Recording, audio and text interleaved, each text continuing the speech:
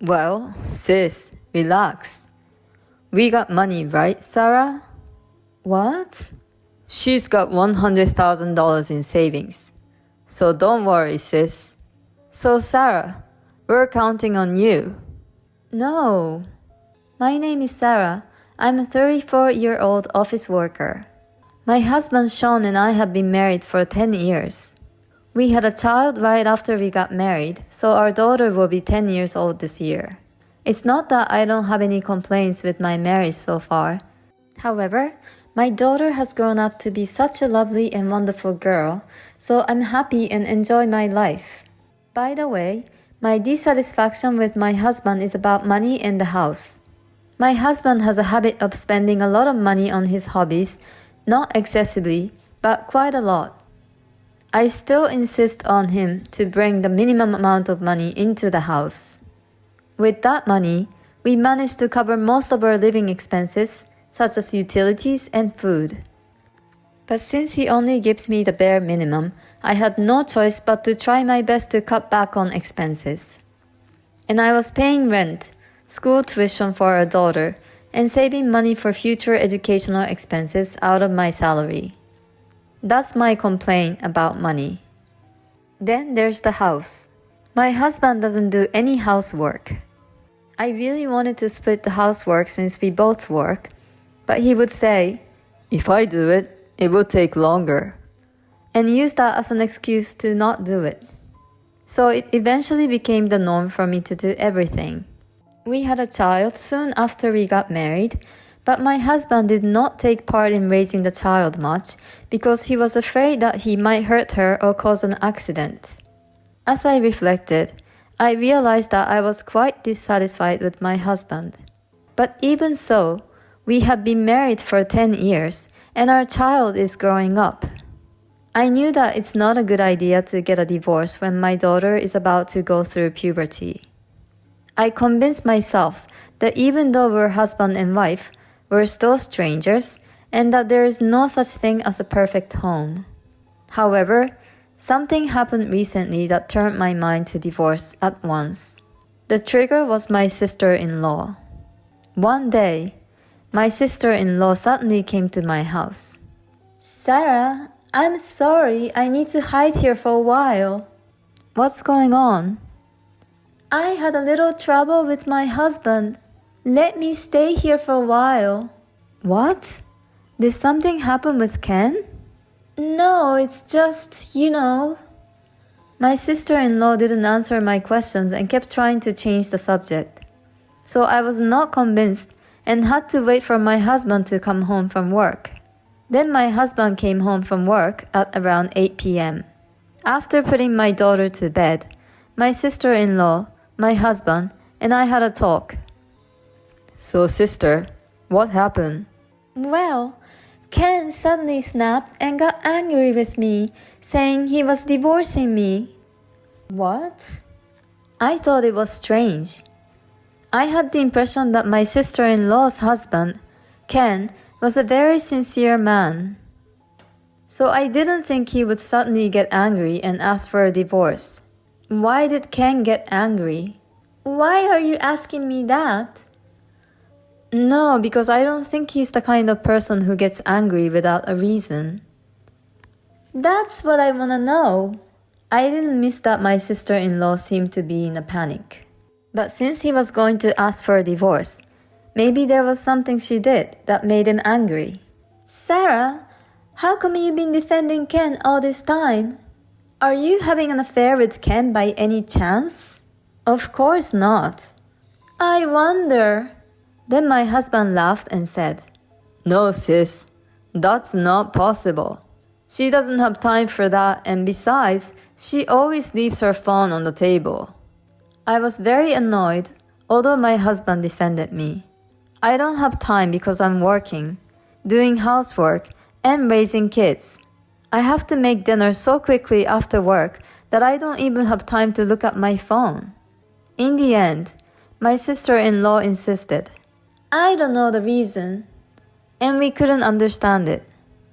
So my husband and I decided to talk to Ken. And later, Ken came to our house. My sister-in-law said she was going to kill some time because it was awkward to see him. As soon as Ken arrived, he politely apologized to us, saying, I'm really sorry for causing you both so much trouble. I knew he was a sincere person and had common sense. I can't believe that Ken suddenly got angry. Why did you ask my sister for a divorce? You've only been married for a year. Isn't that a little harsh? There must be a reason, right? Because she spent all my money without my permission. Really? How much money did you have in savings? 50,000. My husband and I looked at each other in surprise. 50,000 in just 1 year? That's about 4,100 every month. Besides, Ken has been giving her enough money from his monthly income to cover living expenses, rent, and all other necessary expenses. So my sister-in-law was using it for her own entertainment. It's natural for Ken to be angry. Anyone would be. I would too. It would be difficult to stay married to someone who has such a terrible habit of spending money. Oh. Something wrong? No, nothing. My husband has a bad spending habit too. I guess they are siblings after all. I'll divorce her if she doesn't pay back the $50,000. You don't have kids. I think it's a good idea. As I was nodding my head, my husband interrupted. Okay. I'll make sure my sister pays you back. Why is he so sure about it? I didn't understand where that came from.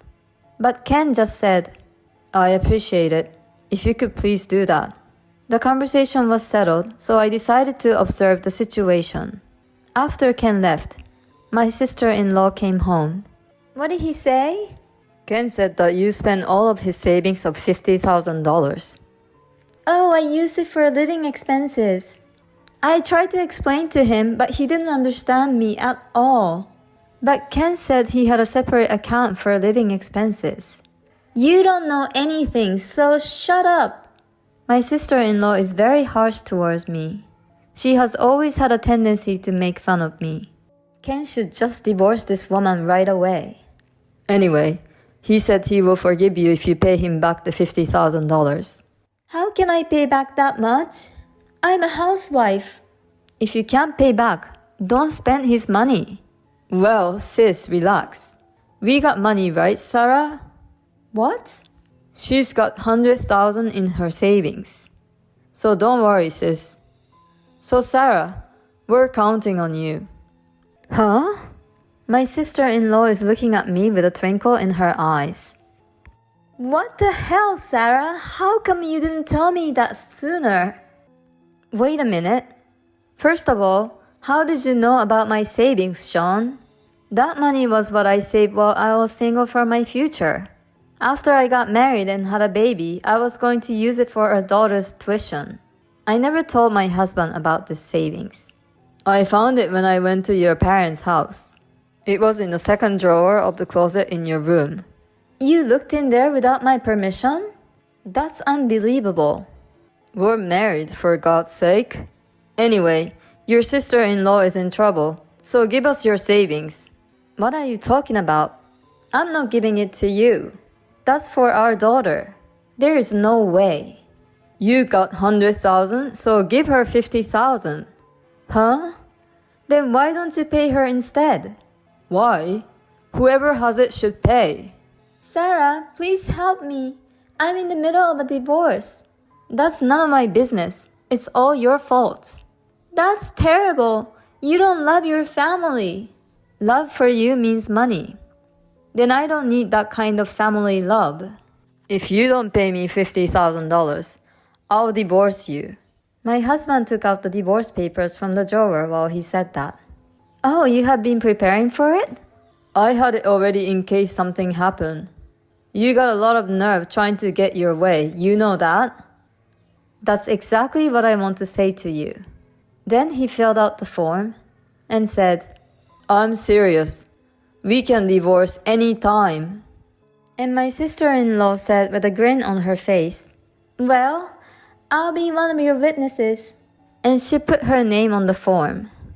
You can either pay me $50,000 or you can divorce. I wondered how these people thought they could intimidate me. Alright. I pretended to give in and let the moment pass. The next day, I brought some people to my house. My in-laws and Ken. Why are you here, Ken? Why are you mom and dad here? I've heard the story. Sean, don't embarrass yourself.